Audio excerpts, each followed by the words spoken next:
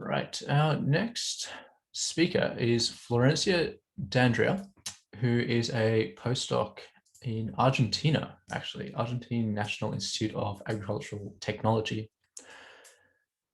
I'm in two minds about what we do next year when we hopefully don't have pandemics, because it's just been wonderful having such a diverse bunch of countries, and it just would not have been possible. Not everyone has slush funds for travel. But on the other hand, of course, it is nice to be in person. But Florencia is one of the ones that we're able to have because of Zoom. And so she developed computer tools to assess the risk of pesticide applications for aquatic ecosystems. Has a PhD from the University of Buenos Aires in Argentina. And most relevantly for this talk is part of the ReproHack core team, as well as our ladies. And so in this talk is going to tell us all about Reaperhack. So thank you so much. Thank you for the invitation. Should I share my screen? I think so. Yeah, sure. You should have permissions. There. Okay, so my name is Florencia D'Andrea. Today, I am going to share with you some learnings from ReproHack, that is a community I have been working in the last years. And in particular, the name of my talk is Choose Your Own Adventure to a Reproducible Scientific Article. Oops. I want to say that the link to the slides is the one that you can see on the screen. I have included a lot of different information and links you can explore if you are interested, so I encourage you to enter to the presentation after the talk. Okay, I really like this illustration because you can see on the left this researcher that is shy to share their code and data. And with time, she started to interact with the code and data of other people and working in collaboration with other researchers. So since the open science movement started, more articles with published code and data are accessible and could be reproduced by everyone. The scientific community should learn about reproducible practices. There are a lot of benefits for it. For example, you can ensure the continuity of your work. If you leave your code and data, other person could continue your work easily. Also, it facilitates collaboration and review and the publication of validated research. It's easier to write papers efficiently and get credit for your work if the code and data is public. I don't know if you have listened about CodeCheck. Today, reproducibility is considered a proof of quality research. So this project basically reviews papers and they check that they can be reproduced, giving recognition to the authors who have reproducible articles. I really like ReproHack Twitter, and this tweet in particular. They are offering 5 postdoc positions, and they say that they are looking for people that had a commitment to following the best practices in sciences, such as sharing computer code and writing reproducible research reports and sharing data whenever feasible. And ReproHack Twitter asks to everyone, have you come across job descriptions asking for such a commitment before? So I think that maybe we are living a cultural change here. And this cultural change implies that researchers now are spending more time caring about the reproducibility of their work. So probably this would mean that we are publishing less papers, but with better code and data. That's when ReproHack entered my life. I am a postdoc researcher that I am trying to improve my experience. I am trying to improve my code and my research. So the good part of ReproHack is that you can learn from the experience of reproducing papers and articles for other people.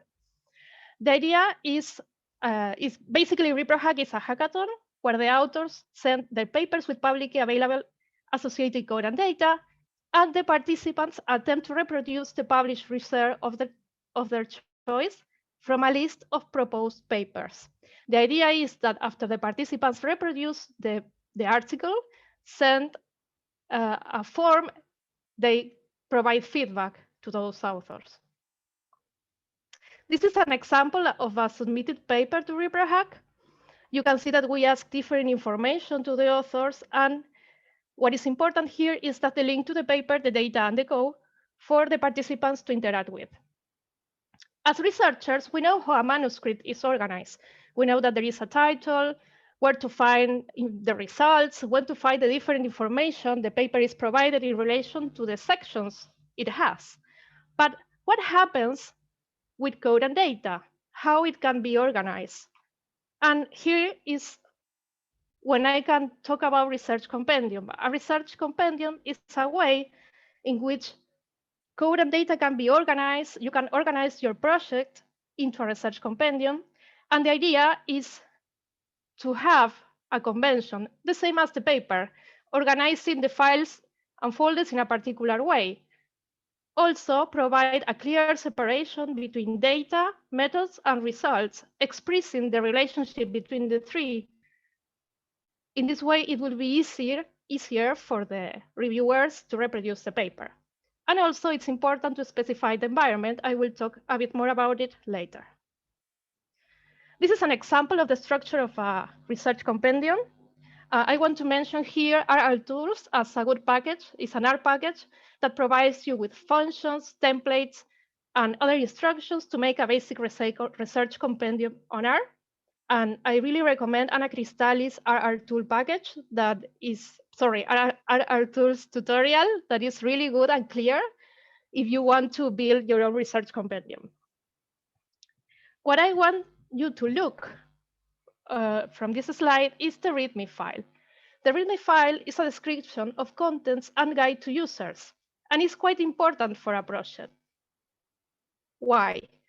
Well, the first thing, if you are participating in the hackathon that you will do, is to enter this, to first select your paper, and then go to the link of the data and the code. And what is the first thing that you will see? Probably the Readme. That is the guide, is the way you can guide the reviewer to the results of your paper. So what a good Readme should have? There is a lot of information that a good Readme needs, not only about the data and the files and how to share the information stored in that project and other methodological information. If not, and I will open this if it is possible. Yes. Here is an example of a repo.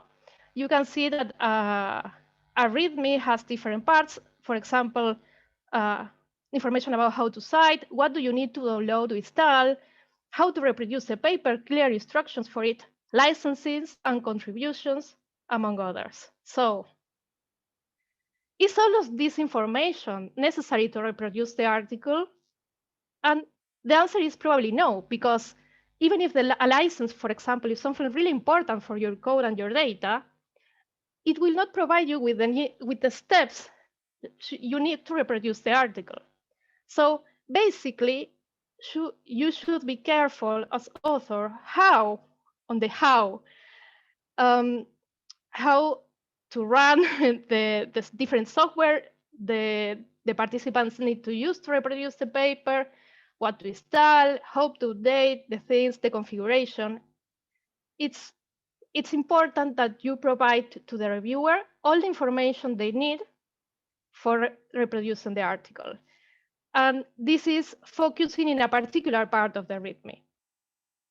So what I find useful to reproduce the article results, a clear and detailed description in the README of the files and links necessary to run and when they are. This is one of the first things I learned from ReproHack, and it's not the only thing. I am not sure if you are aware of the idea of computational environment, but I will explain it briefly for you.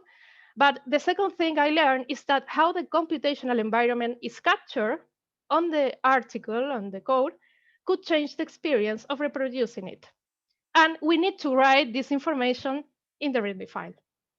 So as an example, if you don't have an idea of what I am talking about, if I install a new version of a package on my computer, and this package has a new function, and I start using it, and then I share this script with other person that has an old version of this package will not be able to reproduce it. So we can say that the computational environment in this case is different between my computer and the person I am sharing the code with. We can say that the computational environment are the characteristics of a computer that can affect the behavior of the work done. For example, some characteristics are the operating system, the software you're using, and the package versions. It's important to capture the computational environment for two reasons, because, well, you will have problems sharing your code, as I have been saying. You share your code with other person, another person cannot reproduce the code. And with time, probably you will install new versions of packages or things, and probably all code will become not possible to use because you are not capturing the computational environment. So I will give you 3 examples of information that you can include in the README depending on how you are capturing the computational environment. So I am changing a bit the focus here. There are a lot of ways to capture the computational environment. I will just mention 3 for this talk. So let's say that we are in the hackathon now, and as an author, I have provided a plain text file with a detailed description of the dependencies and software and hardware use. It's possible to reproduce a paper if I have all the details. But what happened with the participant?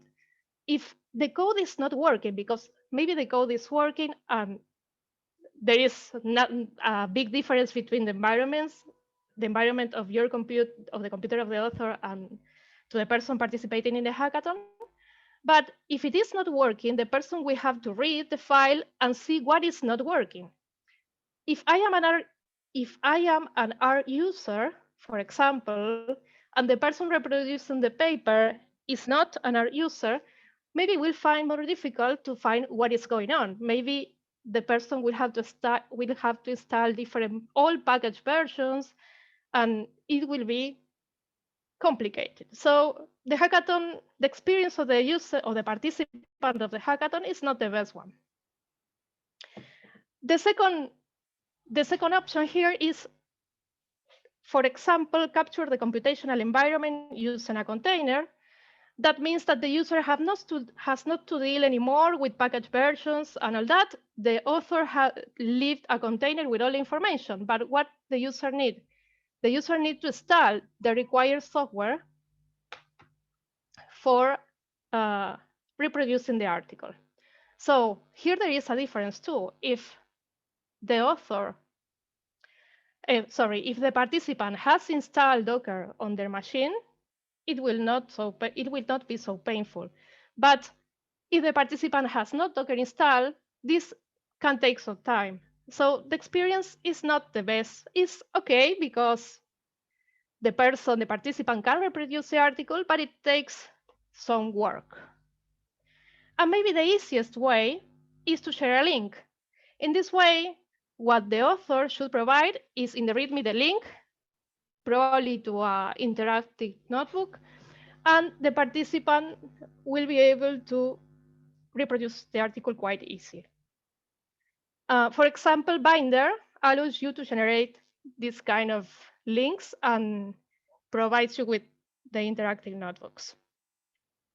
For the author, it's relatively easy to use Binder because they have to upload their data into a public repository and include some information about the configuration and the software versions, and entering into this page. So it's quite easy for the authors to generate this kind of shareable and reproducible notebooks.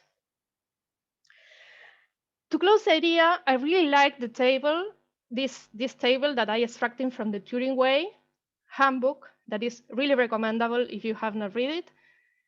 That is classifying the technology that you can use to reproduce a paper or to capture your computational environment in relation to what is reproduced, because there are differences between all these technologies. Some of them captures more or less.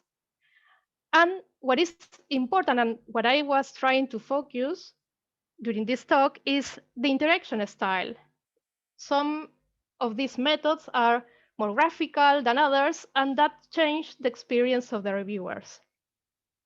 But links have a dark side and they could broke. So what happens if the technology that we are using fails? In particular, the technology we are using to reproduce the article fails. Should we provide more than one option? Let's say also, for example, leave the plain text file with all information or other link, I don't know.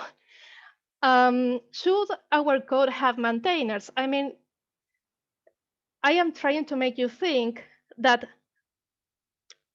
when you are leaving your code and data, and when you are coding for your paper, for your next paper, you are probably not aware that you are developing research software. I like this definition of research software because it says research software can be anything from a few lines of code written by yourself to a professionally developed software package. So the idea here is that maybe you are writing software and you are not aware of it. We are not thinking really when we publish our code that we are leaving software or we are releasing software. So this is one of the things I want you to think about. It is, did you ever consider that your net scientific article can have not only readers, but also users? That's something interesting to talk about. And also, I would like to stop saying reviewers and say users, because this is other thing I learned during my experience in ReproHack, that we are using the software that other scientists left public. And I want to talk a bit about the documentation, not much, because probably there are a lot of things to say. But if you remember the example of the Docker container, we can think in a difference. Are you writing the documentation for you or for someone that doesn't know the technology you are using? Because if you are using containers, for example, and you have already Docker installed on your computer, maybe you will not feel that it's necessary to provide the information on how to install Docker.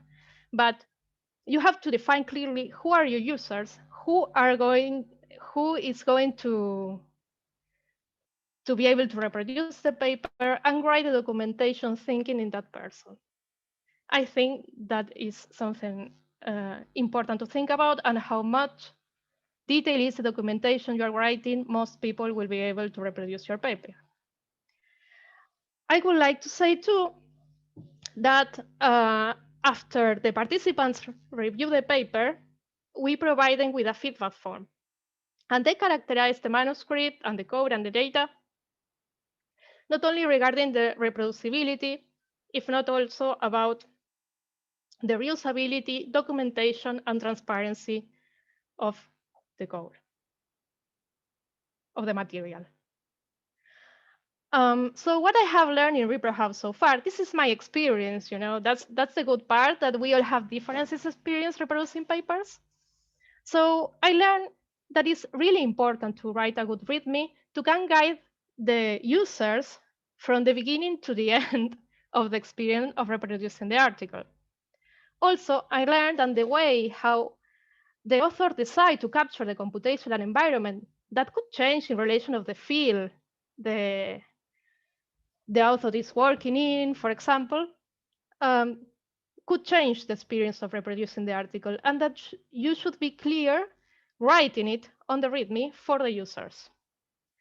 Also, it's really important to write detailed documentation, because people can be using different technology, and you have to guide them to can reproduce the paper.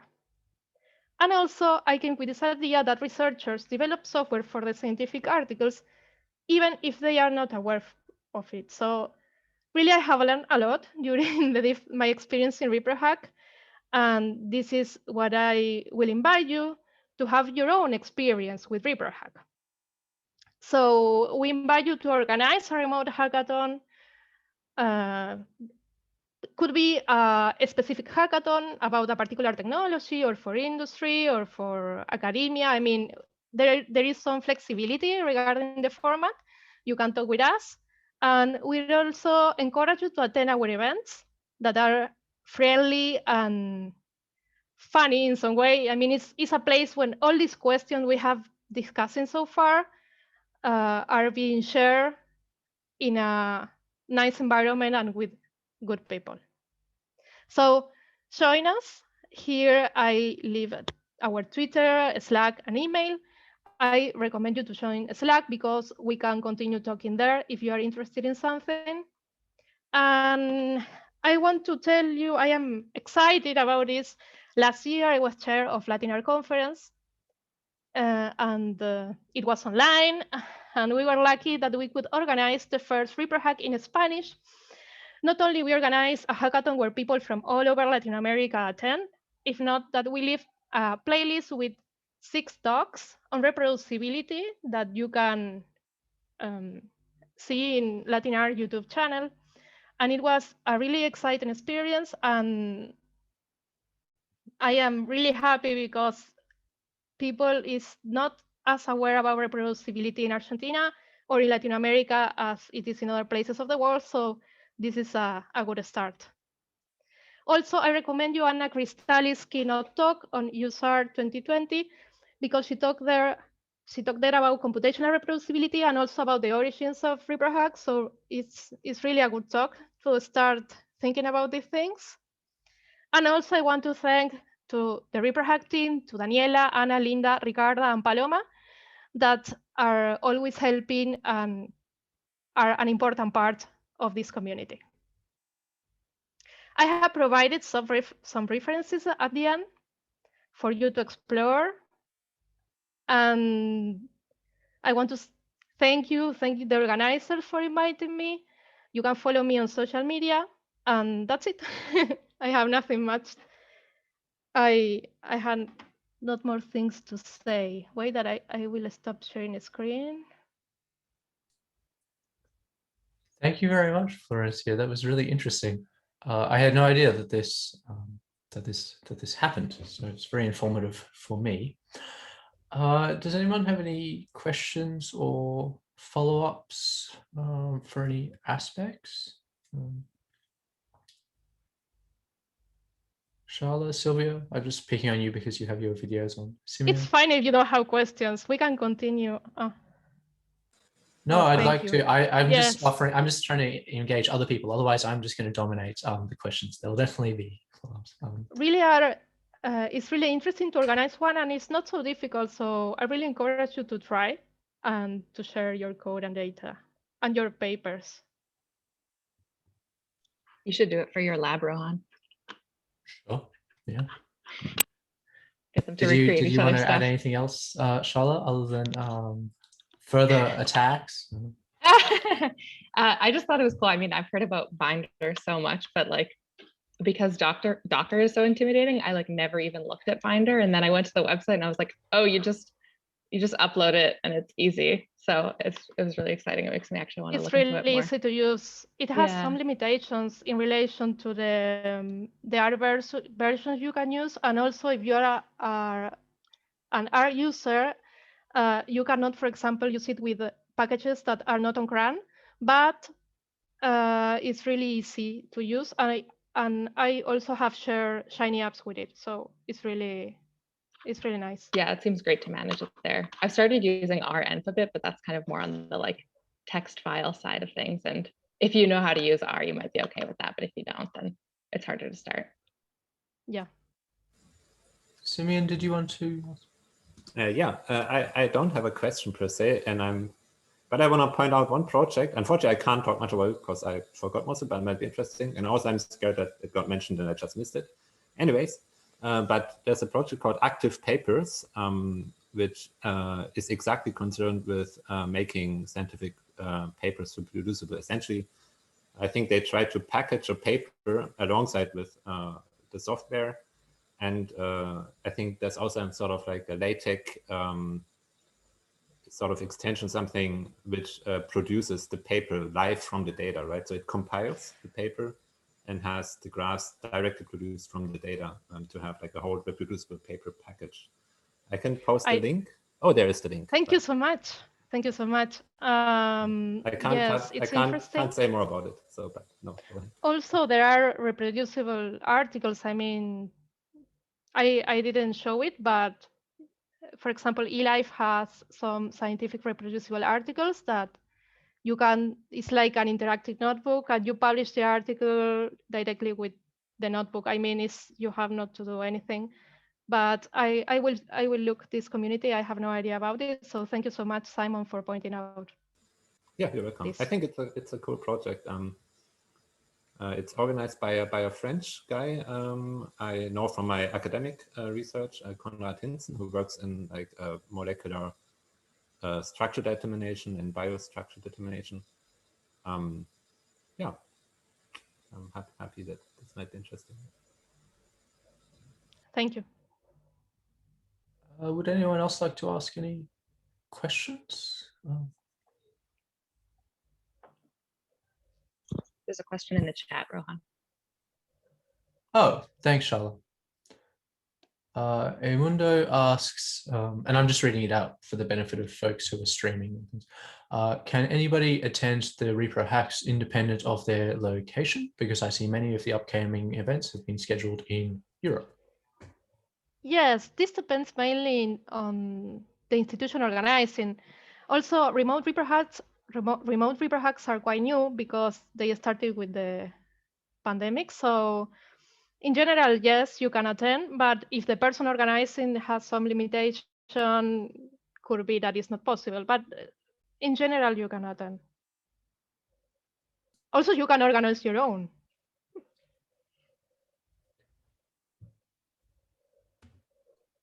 Just to put you on the spot a little bit, if there was like top 3, top 5 sort of things that you've seen, that you've learned from doing these ReproHacks, that you know, you could say stop doing X, Y, and Z, or start doing X, Y, and Z. Are there small tweaks that we could integrate into our workflows very easily? Look, the documentation is key. Something, for example, that I realized in one of the last ReproHack is that people is using R markdowns that are great. You know, I love it. I love them, but sometimes they are not included text. For example, they just leave the figures, maybe with one sentence, and you are trying to understand what they did. So what makes reproducible an R markdown is literate programming. So you have to write something in the R markdown, because if not, it's difficult to understand what it's all about. Anyway, R markdowns are great, but it's something that maybe people is going to sleep at night happy that they use an R markdown for their scientific publications, so they are being reproducible. But if you are not telling the people what you are doing, they will not know. That's why Readme and documentation are important parts of a scientific paper, a scientific article to be reproducible. Oh, thank you very much. Excellent answer, given you had no preparation. I do apologize. Thank you very much for the presentation, Florencia, and I hope that thank folks you for the can. invitation. Thank you so much.